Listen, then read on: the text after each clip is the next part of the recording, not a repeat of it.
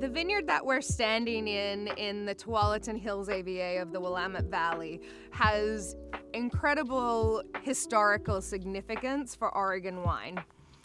This vineyard is David Hill.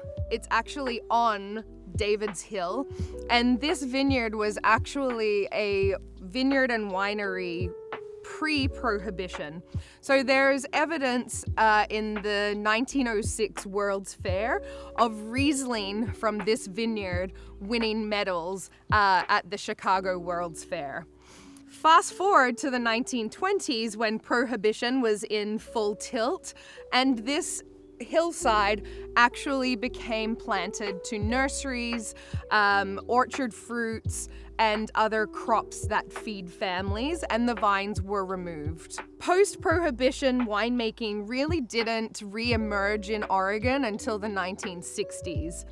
In the Umpqua Valley, Richard Summers in 1960 founded Hillcrest, where he planted Pinot Noir, Malbec, Chardonnay, Riesling, and a host of other varieties.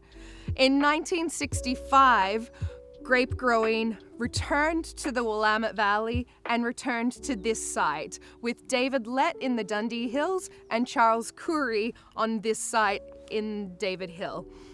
And this was where Pinot Noir, Pinot Blanc, and 15 other grape varieties were all planted post-Prohibition. So that was really the establishment of the 1960s growers. Dick Erath also planted in the Dundee Hills in the 1960s.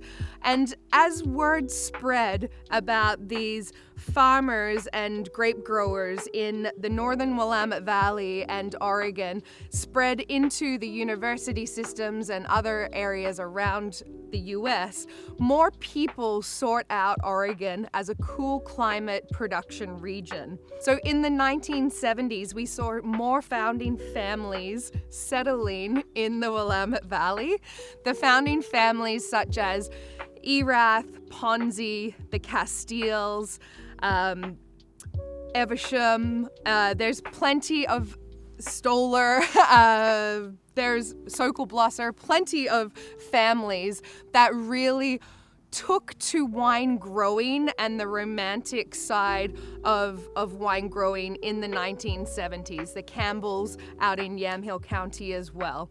And so that was where we saw the majority of the northern Willamette Valley really emerge as a serious wine growing region in the 1970s, and those grape growers focusing on plantings of Pinot Noir and Pinot Gris primarily, and taking those grapes and wines out into the US market, commercializing for the first time in US history Pinot Gris and Pinot Noir as cool climate grape varieties with US retailers and consumers. The 1980s saw David Adelsheim and the University of Oregon really investing in the Dijon selections that Dr. Bernard released from Montpellier University in Burgundy, and brought in the selections of 113, 114, 115, 667, 777, and those Dijon clones of Pinot Noir, which proved to be early sugar accumulators. So the 70s and 80s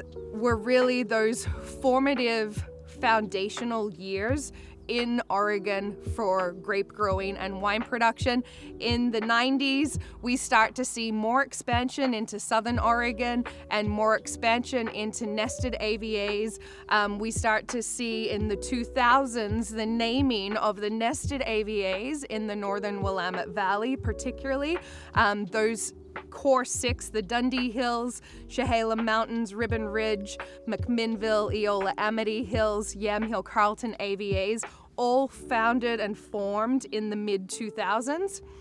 And then in the 2010s and 2020s, we really start to see a real nostalgia for taking grapes into more sustainable practices, really identifying which grape varieties grow best where, and really delving into more clonal selections for Chardonnay, Pinot Noir, and also diversifying the Willamette Valley with new grape varieties being planted, like Cabernet Franc, Mencia, and other varieties spanning into Tempranillo in the south, Iberian varieties, and the Rhone varieties in southern Oregon and eastern Oregon really taking hold as being focused, concentrated, complex wines from those regions.